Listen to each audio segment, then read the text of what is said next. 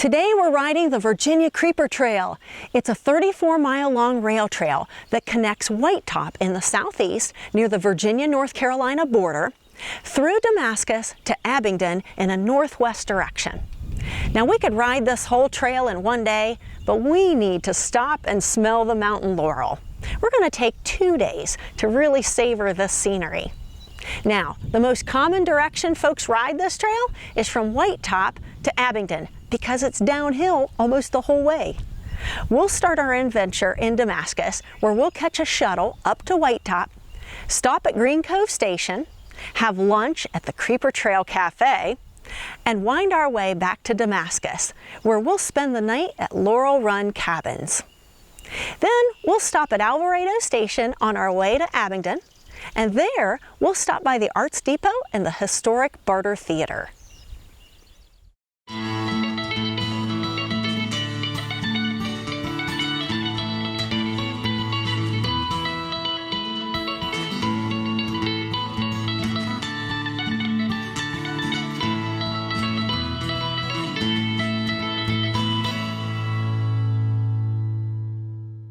This episode is made possible in part by our friends at the Virginia Creeper Trail Bike Rental and Shuttle and Laurel Run Cabins. So if you're going to ride the Virginia Creeper Trail, you're probably going to enlist the help of a shuttle. So I'm with Gary here of Creeper Trail Bike Rental and Shuttle. And Gary, thank you so much for helping us out here and get my shuttle on. Oh, no problem. I want to talk a little bit about what you offer folks coming here to the Virginia Creeper. Well, basically what we do, Damascus is right in the middle of the trail, so we offer shuttle service to Whitetop or to Abingdon, 17 miles either direction. Abingdon is the flat part of the trail, is what we call it. If you want to work out, that's the part of the trail that you want to do. Most people like the idea of taking the shuttle to the top of the mountain, riding 17 miles downhill back to Damascus. People of all ages can do that. So who usually does the Virginia Creeper Trail? What kind of folks do you usually see? We get a lot of families on this trail. People with kids that normally couldn't do several miles on a bicycle trail. This is easy for them to do. We rent buggies, tag-alongs, so even kids that can't even ride a bike yet can do the Virginia Creeper Trail with their parents or grandparents or whoever. We also get a lot of groups, scout troops, Boy Scouts, Girl Scouts. So you also offer, you've got a full bike store in there. We do. We have a lot of rental bikes, of course, but we also do bike repairs because a lot of people bring their own bikes to do this trail, and maybe they've been in the garage a while or wherever, and they need some work before they go on the trail. We can do that. Sure. So, yeah, and we sell all kinds of parts and accessories. In addition to the full store, you also have a place to stay too for right next door overnight. to the bike shop. Yeah, it's called the Outdoors Inn, and it's perfect for families. It sleeps up to 12 people. It's oh my! Yeah, 4 bedrooms, 3 baths. It is, yes. Well, I can't wait to get out on the trail. So okay. we'll get going, huh? Okay. All righty. Thank you so much, Gary. You're welcome.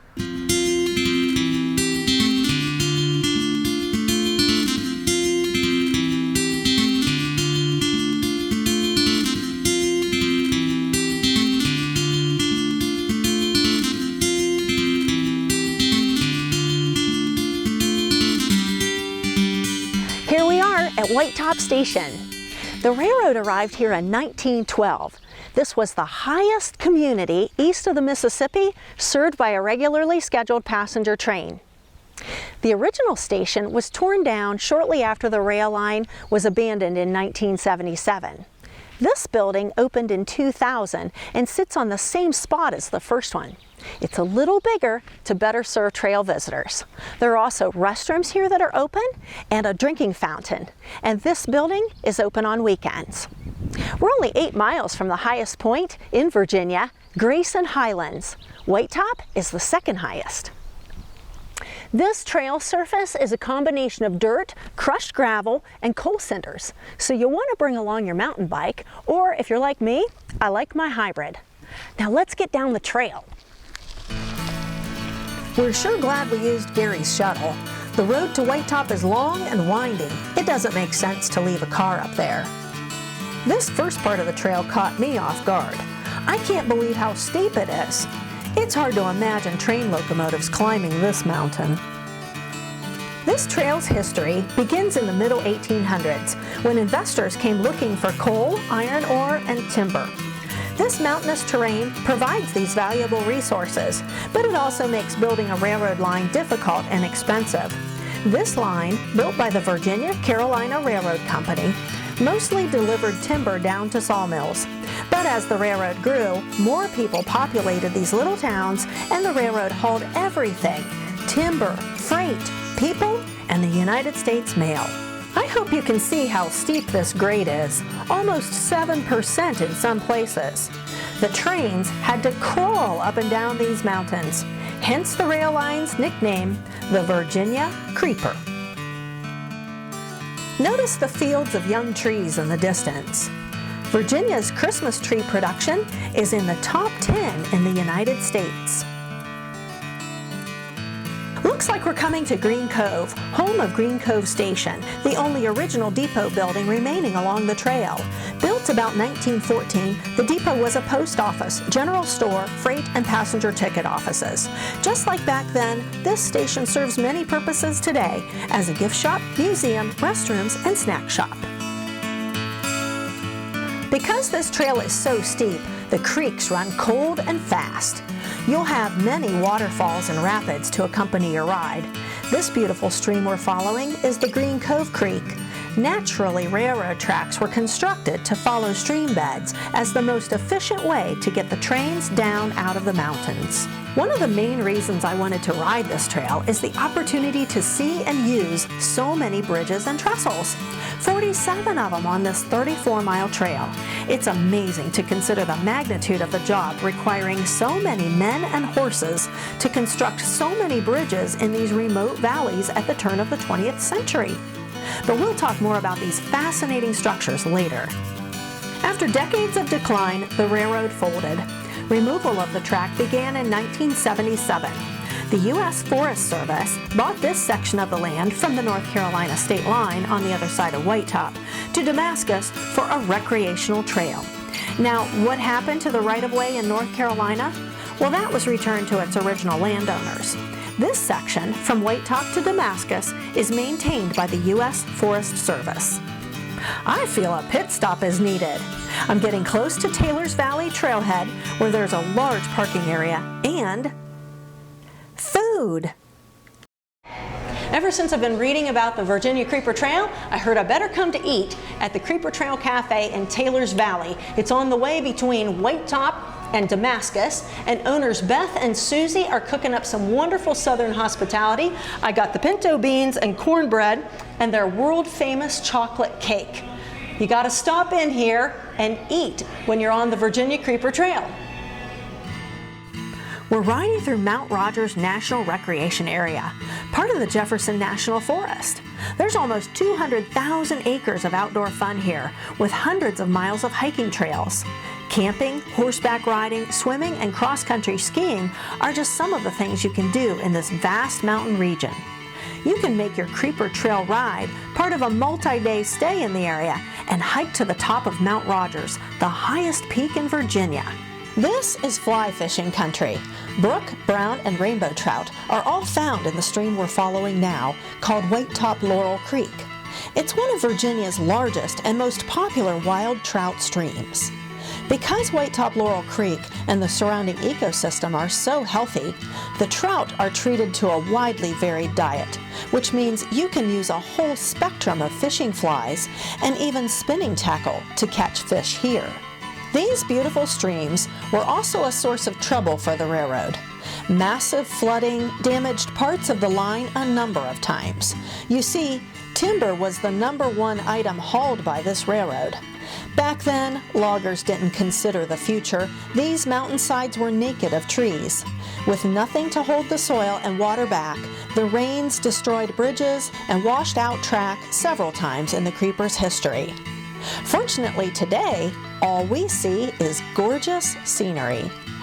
Most of the Creeper Trail is accessed easily from the Jeb Stuart Highway, U.S. Route 58. It runs within a couple miles of the trail, from the area of Green Cove all the way to Abingdon. There's the Jeb Stuart Highway now, so Damascus is just up ahead. Damascus is often referred to as Trail Town, USA, due to the beautiful trails that intersect here. The Appalachian Trail, which runs right through the heart of town, is a 2,200-mile trail connecting Georgia with Maine. Damascus is famous with AT hikers, and if you're here in spring and early summer, you'll meet up with some of those thru hikers. Damascus caters to its trail tourists. Here you'll find several outfitter shops, bed and breakfasts, a grocery store, and restaurants. Although Damascus is a small town, the restaurants are all really good, and the outfitter shops are well stocked with camping, cycling, and hiking gear. The Appalachian Trail and the Virginia Creeper Trail are just 2 of 7 trails that pass through this charming town. And every May, you can enjoy Trail Days, a weekend-long festival dedicated to trail enthusiasts from all over the eastern United States. I'm outside Mojo's Trailside Cafe and Coffee. This place in Damascus is a great little place to eat and to meet other hikers and trail riders. It sits right beside the Virginia Creeper Trail. That's not why I'm telling you about it.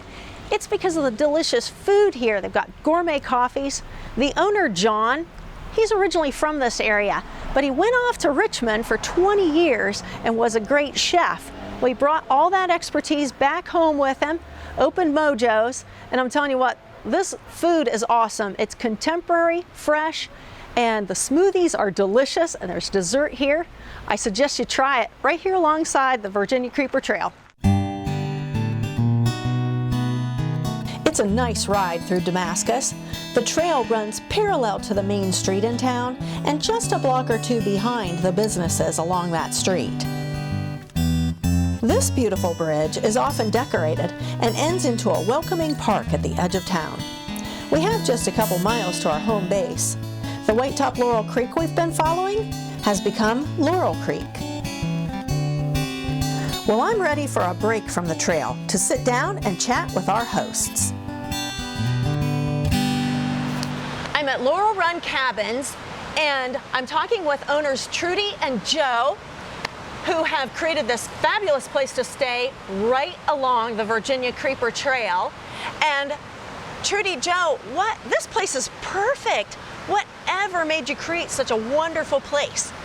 Back in about year 2000, we were looking for a place to settle down, retire maybe.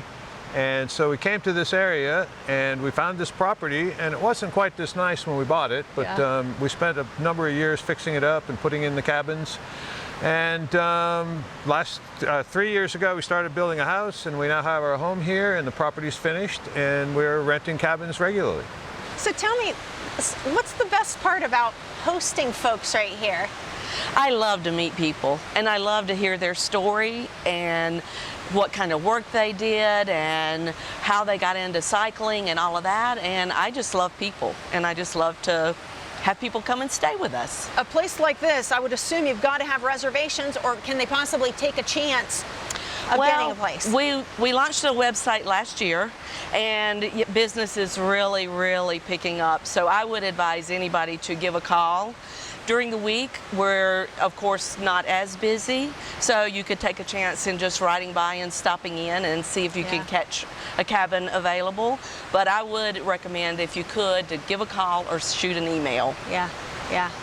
Well, Trudy Joe, thank you so much for hosting us, and thank you so much for taking the time out to talk with us about Laurel Run Cabins. Really, you must check it out when you're on the Virginia Creeper, and we'll see you on the trail.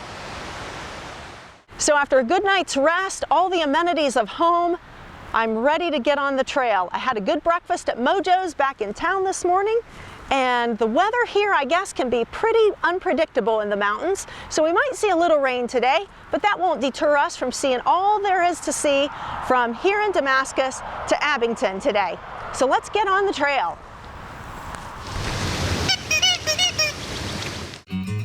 Much of the trail runs through private property. In many areas, the actual trail is only 80 feet wide. From Damascus to Abingdon, the trail right-of-way is owned and maintained by the 2 towns, but most of the actual land is private. While you do have the right to use the trail across their property, please respect landowners. You'll have to pass through some gates on the trail. Close the gates behind you. Stay on the trail. Keep dogs on a leash. You won't see any wastebaskets, so make sure you carry your trash out with you. Ooh, watch out for squirrels. And don't frighten the livestock. This half of the trail provides different scenery than the first half. This is much flatter. There's more agriculture. The Laurel Creek and the Holston River branches are much wider than the streams we enjoyed east of Damascus. And you'll burn more calories because you'll actually have to pedal.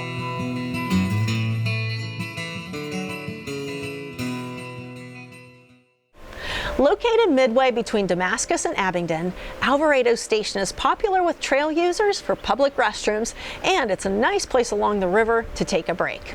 You can see there's a really nice park here. There's also overnight camping, and of course, the historic Alvarado Station. The station here was originally called Barron, but when the Virginia-Carolina Railroad Company sold the line to Norfolk and Western, N&W already had a station on another line called Barron. That was too confusing for Norfolk and Western. At the time, two young men who were locals had just returned from a trip to Texas, and they suggested the name Alvarado, a town they had visited, and it stuck. Let's talk about these bridges. A trestle is a type of bridge that utilizes a number of short spans supported by vertical elements that really look like a bunch of sawhorses all stacked together.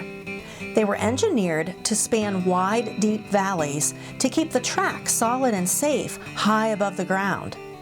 Meant to be temporary, trestles allowed trains to transport the materials necessary to create a solid fill beneath the tracks later on. This remnant of the past is a fascinating sight and gives us an awesome opportunity to stop and appreciate every bridge, long and short. These wooden bridges can get pretty slippery when wet, so if you travel this trail in the rain, remember to take it easy on these bridges and don't hit your brakes. Like most trails, the Virginia Creeper is a combined effort of many organizations and municipalities. The Virginia Creeper Trail Club is an active group of volunteers who work year-round to maintain and preserve the Creeper Trail corridor. These members provide hours of work on construction, repairs, cleaning, and raising money. And this must be Abingdon. When you first roll off the trail, you're greeted by this old Molly steam locomotive. It's a small but powerful engine, perfect for a branch line like the Creeper. This is one of only two that still exist. Here in Abingdon, Virginia, they have an active art culture. And we are close to the trail here at the Arts Depot. And I'm with Lisa, who's the administrative assistant for the Arts Depot. Lisa, thank you so much for taking time out of your day to talk to us today. We're so glad you came. We are very excited about featuring our wonderful old freight station here in Abingdon. So Lisa, you told us there are 7 resident artists here renting space. I see some artwork going on here. Yes, by Sarah Reese. Sarah Reese is one of the founding members of the Arts Depot Association. She's been with them for 26 years, going on 27th year. And she is our clay artist. And she does so many creative things with her clay work. And it's very recognizable by her individual glazes that she creates. Well, now tell me, so Sarah has an awful lot of work here displayed, and this is all for sale, right? Yes. Okay, so not only is it a working studio, it's her own gallery. It's her own little shop. Wow, this is fabulous. And you have 6 others that are doing this similar type of, but not clay work. Not clay work. We have 3 painters, a folk artist, a tapestry artist, and then another weaver who does textiles, clothing, and animals. So maybe we'll pop in on that textile artist, huh? Yes. All righty. It'd be great. Lisa, you've brought me into Nancy's studio. She's a weaver textile artist. This is amazing. Tell me about Nancy. Well, Nancy Garrettson is also one of our founding members of the Arts Depot. And she weaves what she calls tapestry. And normally tapestry is flat, like this iris. But Nancy is one of a kind, and she said she got bored weaving flat tapestry, so she makes it three-dimensional. And they're just amazing. It takes many, many layers of work to achieve what she has achieved. This waterfall is amazing. It is a commission piece, and it is falling waters. Falling springs. Falling springs. And she starts with a sketch and photos, translates it over to her loom, and works in many pieces. My goodness. Thank you so much for sharing that with us. Thank you. Lisa, I want to thank you so much for sharing this beautiful historic Arts Depot with us and giving us the tour. Thank you so much for coming. We really enjoyed sharing our artwork and our artists with you today. Well, we really enjoyed it.